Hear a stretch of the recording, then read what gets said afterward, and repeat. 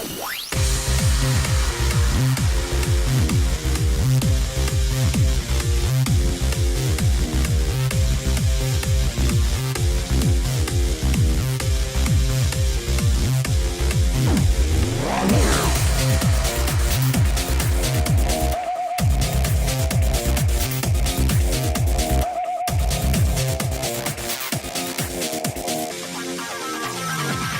everybody, welcome to GeekStorm, episode something San Diego ComicCon. Today it's me, Shawn Hilton, live in the heart of downtown Kokomo, coming to you from our ever-sponsored Pepper Whistle.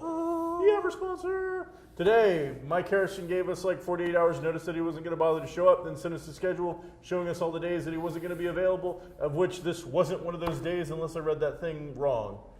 I saw him, I didn't really... I don't know, there was color. Well, he sends it, well first, he gives us 48 hours notice he's not going to come. Mm-hmm. And then, because he's Mike Harrison, he sends us a color-coded message. Yeah, I'm colorblind. He knows it. Blue, red, green, they all look the same to me. Was it the yellow he said he couldn't work? Well, yellow would make sense. I mean, that goes along with, Mike. So yeah, he's not here, but instead we've got the fabulous co-producer, producer, Mike Dukes taking his place, our expert on most things gaming. So, yeah. So, geek cred. I think from now on, we need to start every episode with geek cred. Maybe like a little, I'll draw up little posters with a thermometer, and we'll mark in how much geek cred that you have received to continue to be on GeekStorm this week. So, what did you do this week that allows you to be on a show called GeekStorm? Let's see. Last night I was up until 2 in the morning working on a Kickstarter video for a new role-playing game. Are we allowed to say what that is yet, or is it still hush-hush? It's coming out next week. I'll let him deal with that. I'm working on the next couple of episodes of GeekStorm Game Table. Woohoo! One's going to be on Dragon Age, the other's going to be on Hollow Earth Expedition. My favorite game right now. Dragon Age was a little, it's caused me some problems. Well, they've had some release issues. That was the problem. I was holding off. And when the video game versus when the other game was going to come out. Well, they've decided to do the box set thing like D&D did, which was great. They were going to have 4 box sets originally. But unlike D&D did not have a set setting to go along with it. It was just fantasy. Very sandbox. Yeah. So they came out with the box. I can't remember. I was like this high when they came out, so I have no idea what the release dates were for those different sets. But Green Ronin had the problem of it's Dragon Age. They had to license this from BioWare. BioWare has to have final approval of everything, and they're kind of busy. So it went from 4 box sets to 3 box sets to 1 or 2 years between the release of each one. Wow. Box set 3 just went on pre-order this week. When did the first one come out? 2008? Okay, so 2006? These aren't running out into the streets for role players to get their hands on. And if you're used to, D&D or Pathfinder, you're used to getting the whole thing at once. Sure. So you can go from level 1 to level 20. Well, this one, box set 1, is level 1 through 5. Once you get through with that, you're kind of stuck until box set 2 came out. And then that was up to level 10. So now, if you've hit so really, it's actually much like a video game. It's like it kind of is. What is that one? That's the most popular one in the world. Can't remember. World of Warcraft. Because it was like leveled out at 70 forever, and then they bumped it. And so every expansion, every major expansion, it adds a few more levels and new stuff. So because originally box set 3 was going to be out back in April, I think, and then Dragon Age 3, the video game, was supposed to come out in October. Well, suddenly box set 3 keeps getting pushed back. So now finally it's available, but box set 1 is out of print. Great. So you can't get through level 1 through 5. But we can get you through 11 through 15 or whatever. So what they're going to do is they're going to take everything from those 3 box sets, put it into one big book called the Ultimate Edition, and then that's supposed to be out in November. Okay. So as far as the show goes, I didn't want to do a review on a game that no one can go buy. Makes sense. So I'm holding off on Dragon Age. I flipped over to Hollow Earth Expedition. Well, that's a great game. So I get to go kill dinosaurs. Yeah, the Exile Game Studio guys, it's Nazis and dinosaurs eating each other while Indiana Jones-style adventurers try to save the day from both. We have a lot of fun with it. That's a great game. So, well, that sounds like you've kept your geek cred alive. I aim to keep it continually elevating. There you go. I played some Pathfinder last night. I am working on a Hollow Earth Expedition adventure with a co-writing partner. I got to proofread an adventure that I had done for an offset of Hollow Earth Expedition, but is now being done for another company, some pulp gaming thing, where they just took my adventure and then ported it over. And a little bit of an issue right now with that, no credit. I got paid a measly sum of money, which I happily accepted. That's fine. But then I look at the stuff, and in the very first page, there's a credit section. My name's not in it. I get to the adventure thinking, all right, well, my name will be with the adventure then. Nothing. So I'm like, I got to make some calls and say, hey. Did they have someone else listed as the author? No, there's just nothing listed at all. It was magically created. It's immaculate conception of gaming. Wow. So I'm like, for the peanuts that I got paid to do this, the one thing I expect to do is your name on it. See a byline.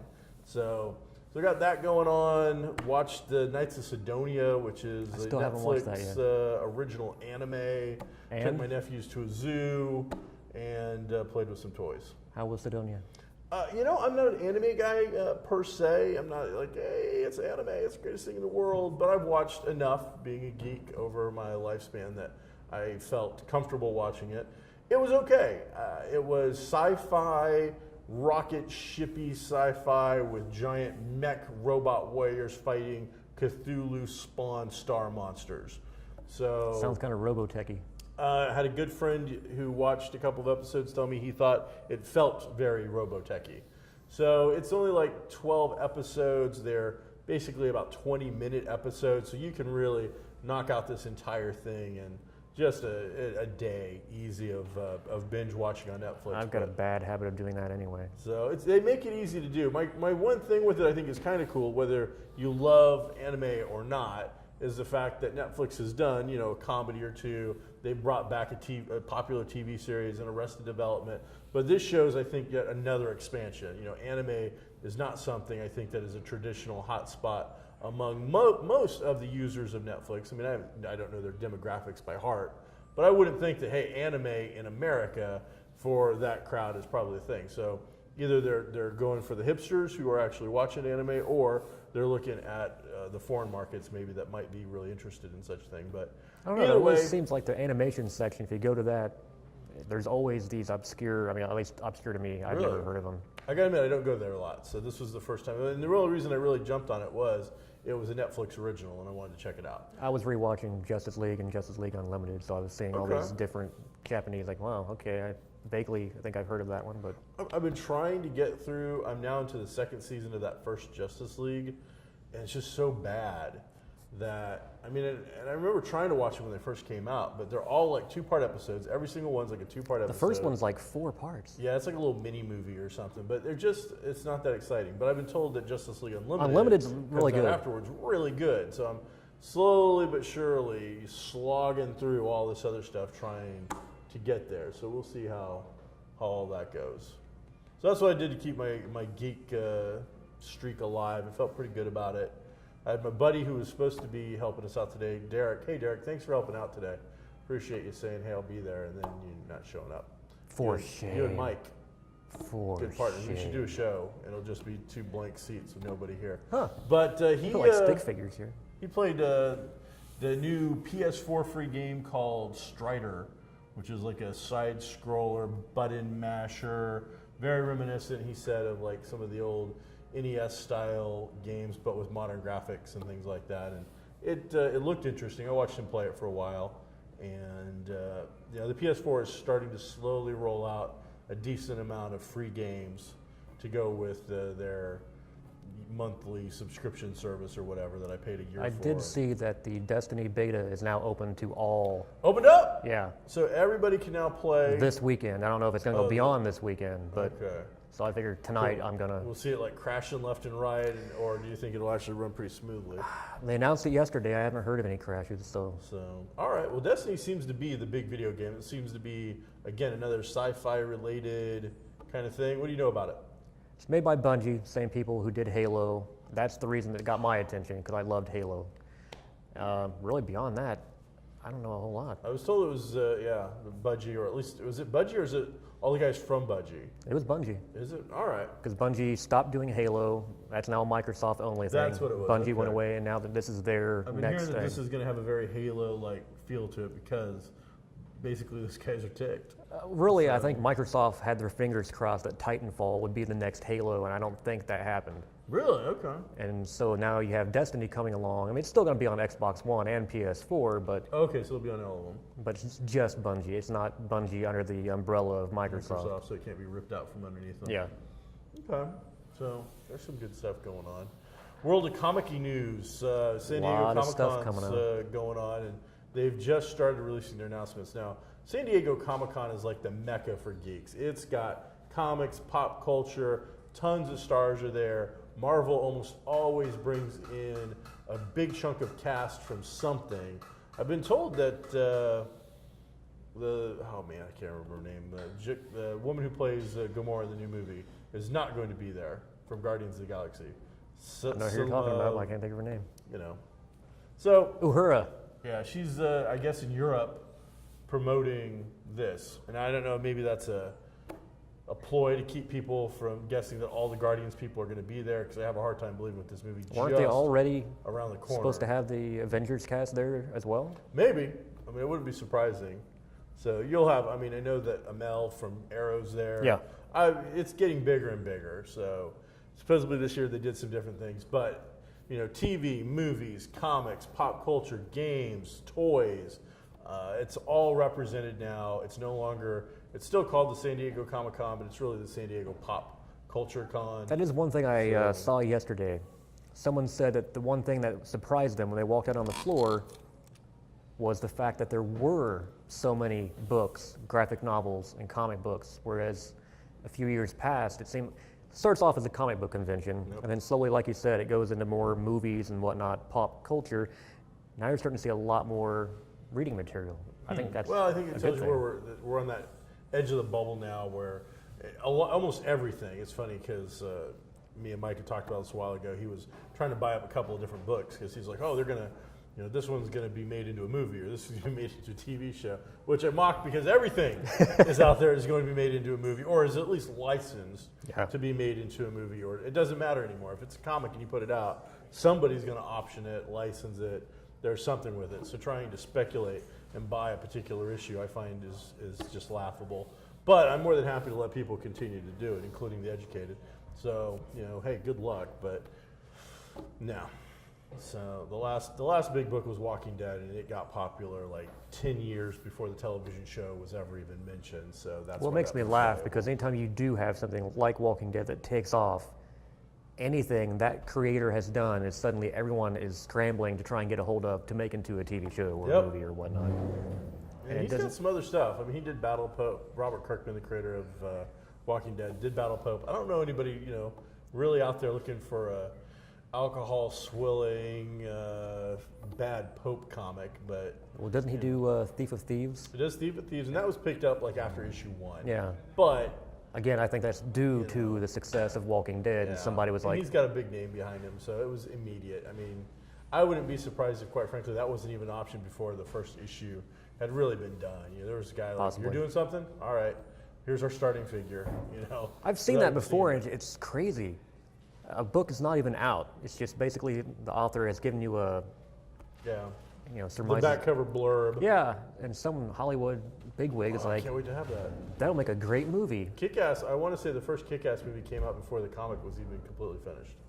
So, I think so. you know, it's pretty wild. So, you know, that book got so far behind that that's the kind of thing that happens. So they also, let's see, you got Thor being a woman now. Big to do about that. People freaking out. My boss is not happy about that. Really? Why do they care? I mean, I sell comics for a living. I mean, this is hey, I'm going to do this today. I mean, this is what I do every day. The argument I've seen is not the fact that Thor is a woman. Okay. It's the fact that there's now a woman wielding Mjolnir, calling herself Thor, but Thor is still here.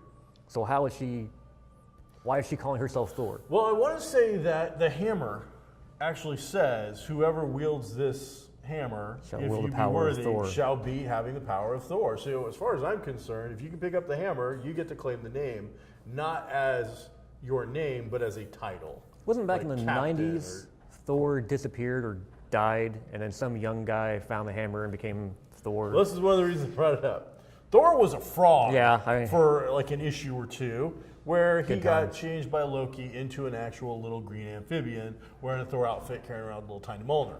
So that was okay. That's another thing. Then- Loki's been a woman too, so Yeah, it was for quite some time. yeah. Then Thor did something, proved himself unworthy or whatnot. An alien that looks kind of like a skeletal horse showed up named Beta Ray Bill, and then he had the hammer for a while, and he was Thor. Then I want to say there was Eric Masterson who showed That's up who for I'm a thinking while, of, yeah. and he had the power of Thor. Before Thor was Thor, he was like shared a body or did the whole transformation thing with Dr. Donald Blake. He'd hit a cane, and then he became Thor. So the idea that somebody else has now got the hammer, Mjolnir, and is going to be Thor for a while. You know, Thor's not, I don't think he's dead. I think it's just a matter of, you know, Goldilocks and the whole look and the Asgardian will now be just like in the show or the very first movie where Odin sent him to Earth and made him mortal. He was a normal dude. I mean, he was buff, but he was a normal dude. If somebody else had picked up that hammer, he still would have been there, a normal mortal dude, still looking to, you know, get into a fight and drink beer and have a good time. But somebody else would have actually had the mystical powers of that come along with being Thor. He's got some axe now, doesn't he? There's been an axe a couple times, and I believe that's what he's going back to now to keep fighting. So you're going to have her running around with Mjolnir, and he's still going to be superheroing it up with, you know, Stormbreaker or whatever, you know, this axe is called. Some cursed axe that he created to take out like Apocalypse or somebody like that. So he had a hand in making that and creating it. So that's been a big thing. Then the original Captain America, Steve Rogers, is now out. And I believe Sam Wilson, the Falcon, is now taking over the role. And people are freaking out about this. There have been even more people in the Captain America costume than there have been people who've taken over Thor. A lot of people. So, you know, Cap supposedly died in 42, 44, something like that, the last days of World War II. And he was frozen until the 60s. And now there's been, I mean, they keep changing the dates. But he was, the first time, he was frozen until like 63, 64. So during that time, you know, other people went along and became Captain America. Captain America, Steve Rogers, took off the costume for a while after he got mad at the American government and became nomad. Yeah. A man with no country for a little while. And then they hired somebody else to be, you know, Captain America. And they've done, this isn't the first time that this has happened. And come on, Superman died, he came back. Batman got his back broke, he got some rehab, he got better. So the fact is Steve Rogers will be back. Thor, Odin's son, will be back. Probably right around the time Avengers 2 That hits. Avengers 2 movie is, what is it, 16 or 17? I thought it was 15. Is it next year? So, you know, by the time we get ready for those movies, guess what? They'll be back. So everybody calm down, relax. I mean, how many times has Batman died, came back? There's been a couple just recently. And each time they do it, when they have Dick Grayson take over, it's really good. Yeah. So it's I was almost, actually hoping Dick Grayson would remain. He could have stayed around a little longer, and I think people would have liked it. Same thing with Superior Spider-Man when you had Doc Ock take over. I like Bucky as Captain America too. So who's that? Bucky. Bucky, Winter Soldier. I think he's got a new book coming out. So. Yeah, I saw that. So and then they've shown also at San Diego, they've got the cowl from the Superman versus Batman movie. I mean, that's a big highlight. It's just Could you see here's a cape and the mask, and people are freaking out about it. I'm like, okay. the director of Man of Steel and Batman v Superman, Snyder, tweeted a photo of Henry Cavill. You can see the Superman costume underneath, but he's got a Jedi robe on, he has the hood up, and he's holding a lightsaber. And he had hashtag Super Jedi, and that was it. So everybody's freaking out, like, what? What's going on? Super Jedi. Huh. It could be a crossover. We could, not a crossover, but I could see him being part of the other movie as well. He's got a good look to him. Well, I'm curious, though, because Warner Brothers has a panel at ComicCon, but there is no Batman v Superman. There is no specific movie panel that I know of. It's just Warner Brothers in general. So you've got the cowl there. You've got that little Super Jedi photo. I'm wondering, are you going to see Wonder Woman? Are we finally going to see Gal Gadot in costume? I would think it's about time to release that photo. You know, it's going to get out there eventually anyway. So it's about time. Let's do it. Let's get it out there. But, you know, and we should see some more rumors break as well, I'm sure. You know, if there is going to be Aquaman, or if Dwayne The Rock Johnson is going to be Shazam for sure. He's hinted pretty heavily. Yeah, you know, but there's been other hints as well. So I don't know. I always take this kind of thing anymore since Abrams as being false leads to get us to think one thing so they can pull another. I mean, Groot, Vin Diesel was going on and on about his whatever in the Marvel Universe, and he had us thinking he was going to be somebody, you know, a little bigger than the voice of Groot. And I'm sure Groot's going to be super cool, but, you know, I was thinking apparently he is still in conversations with Marvel else. to be something else. Okay. So, and then the other, it's just crazy. CBR, Comic Book Resources, puts out this thing going, now just because Red Skull and the Mandarin kind of were already used. I read that. You might see him again. That's your big news. We might see a character you used again. I mean, in the comics, Red Skull shows up, you know, every couple of years. So Mandarin shows up every couple of years. So your big news is, I mean, that just tells you how, I guess, outside the comic books that the movies have gotten to a new audience. That what? You could possibly use the same character to show up again. My first thought when the Red Skull, you know, disappears into the Tesseract was, okay, he can be back at any time. Yep.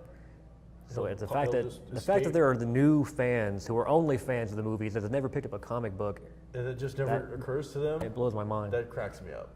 So, you know, what can you do? But that's pretty wild. I'm like, all right, that's your news, huh? You know, the sun may come out again tomorrow. What? I know. Who would have thought it? Already did it once. Why is it got to do it again? You know, I'm amazed every day. So it's like a brand new day. It's amazing. So any controversy, anything going on? What do you got? Controversy. Something good. Somebody calls somebody out.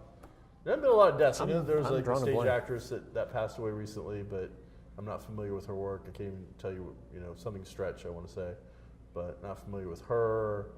No big throwdowns that I've seen. Weird Al, #1 on Billboard right now. So, Well, I see a fist pump back there. I mean, that's kind of out of nowhere.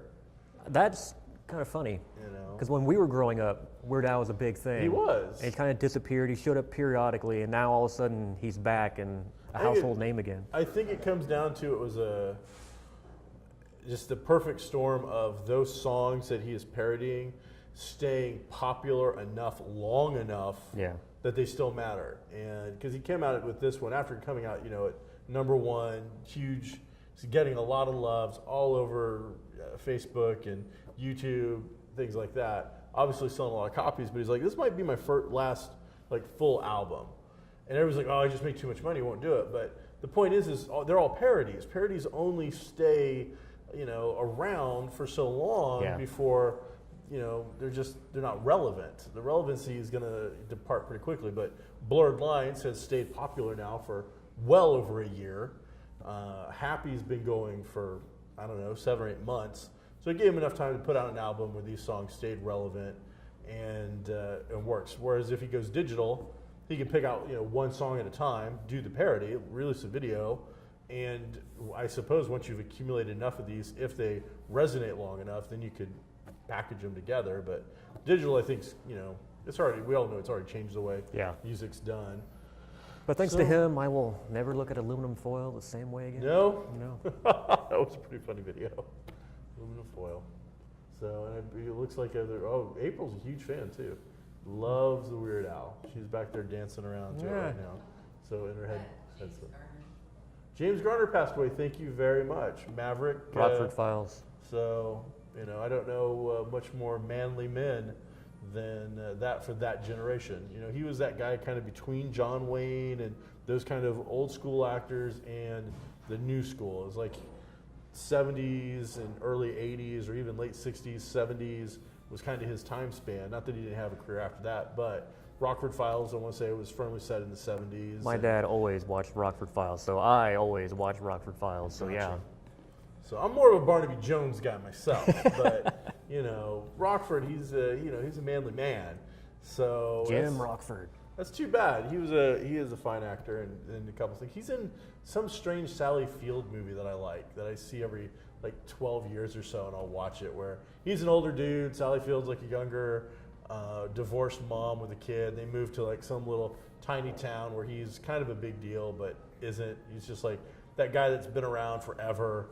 And so she falls in love with him. It's the whole, spring, fall romance kind of thing. And it's a drama. And yeah, that's right. I watched it. I liked it. Couldn't tell you what it's called, but if it's on tomorrow, I'd watch it again. So, man, James Garner's dead. That sucks. So, it was fun seeing him in Maverick movie. It was. Them paying homage to the fact that it was like his son or something, and they kind of passed it down. So, I don't know. We'd have to do the greatest, James Garner moments, but those two would be tough to beat, I would think. So, yeah. Some about the sheriff's movies he did. Those were fun. So I'm trying to think of what else he's done. He's done some great comedy and some great drama. So he had the ability, I think, to go between both pretty well. So, and he popped up in a lot of movies, kind of like Kevin Costner is now, I'd say, where he played the older bit part towards the end of his career, where he was popping up more and more. So, too bad. Reading The Remaining. What's that about? This week. This also got me some more geek cred. The Remaining by DJ Moles. It's like the first in what looks to be like a 4-book series. This first one was pretty short. In fact, the first book ended like after 300 some pages, and then they gave you this much extras. Whoa. Like there's another novella in there, and then like the first 2 or 3 chapters of the next book. So it was an online thing starting out, and it might have stayed that way. The idea is that the U.S. government has got, in the lower 48 states, every state's got a guy specially trained to be in a pit or a bunker, a specialized bunker. Anytime there's any whiff of anything strange going on, these guys get secluded in the bunker. So tsunamis come through, they get stuck in a bunker. In this one, you find, or when the meltdown at Chernobyl or whatever, they would have gone to the bunkers. When Japan's little meltdown went down, they all go in the bunkers. Then they get released when nothing happens. Well, in this one, you get a virus called Fury, which is straight out of 28 Days. It's rabid humans. They're coming at you with this zombie-like feel, but it's more of that. The zombie thing has kind of evolved. I think you've got your traditional horror zombies eating flesh, that are mindless undead, and now you've got the infected Ebola-like rabid humans. So I think it's a little bit of a switch. This is your rabid, some kind of plague goes through rabid humans who are zombie-like. They bite you, you get the infection, you're going down. So he gets called to go into the bunker. He does his bunker thing. He's down there for a while.